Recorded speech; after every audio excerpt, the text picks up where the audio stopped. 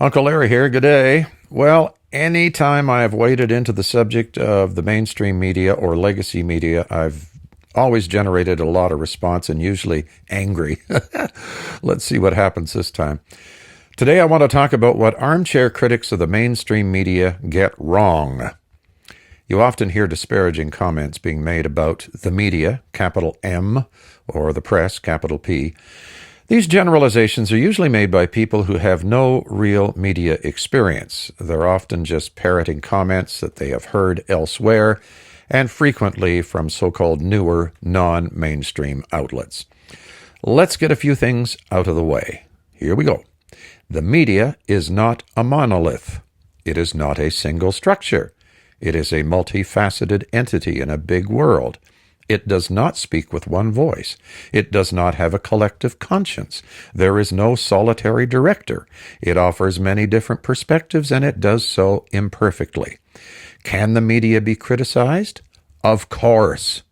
Is a free press an enemy of the people? Of course not. I discovered an anonymous contributor to Medium who offered some historical context, which might be useful here, so let's try that. 17th century Europe saw the first newspapers, if you can call them that. They were gossipy, subjective, and often rather funny. They were frequently written by one person or a small group. But as the world became more interconnected, a desire grew for reliable content in the form of actual information. Larger newspapers grew alongside the ongoing emergence of the scientific method, as scientists developed a codified, objective way of observing and recording natural phenomena. News writers and editors introduced the concept of fact-checking, editorial voice, and comprehensive reporting. Now, these days, anyone with a computer or podcasting gear can anoint themselves as a news outlet and denounce the gatekeepers, the old guard of the dishonest, untrustworthy, and corrupt mainstream media. And a lot of it is nonsense. These new outlets don't have to adhere to a code of conduct, or to journalistic standards, or to rigorous fact-checking. They don't have any internal scrutiny for bias either.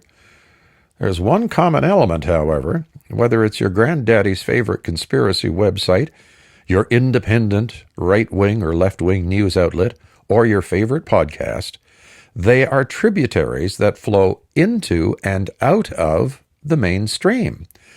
Lacking resources and proper editorial oversight themselves, they actually rely on the mainstream media for their sustenance. They need the mainstream media as, one, a primary source of content, and two, as a primary source to target their criticism. They need that whipping post. To put it another way, they are parasitic. Without the mainstream, many of these tributaries would simply dry up. They'd have nothing left to say. Now look, I know established legacy media companies are going through a period of disruption. Due to rapid technological advancement, the media landscape is changing and painful adjustments are ongoing, and many mistakes have been made. You might say legacy media fell asleep at the switch as the world of technology changed around them. I also have misgivings about the federal government getting involved with media bailouts. The question of how journalists can hold governments accountable while also being paid and subsidized by the party in power is a fair question. It does feed a perception of potential bias, if not bias itself. However, a majority of independent media is all about bias. They sell themselves as objective, but you don't have to watch or listen very long before you detect exactly where their priorities are headed. So that dog won't hunt.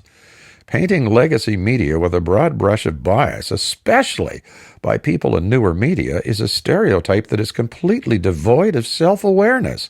To them, I say, try looking in the mirror. Now, some disclosure. In almost 40 years, I worked for legacy media companies, private and public. I cultivated dozens of journalist friends across the country, and after 9/11, I became acquainted with journalists from all over the world.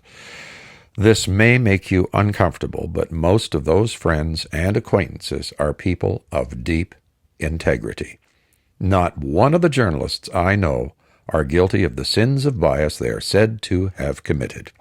None were controlled by some unseen hand, and none merely carried water for their companies either. There's no ideological purity test to pass.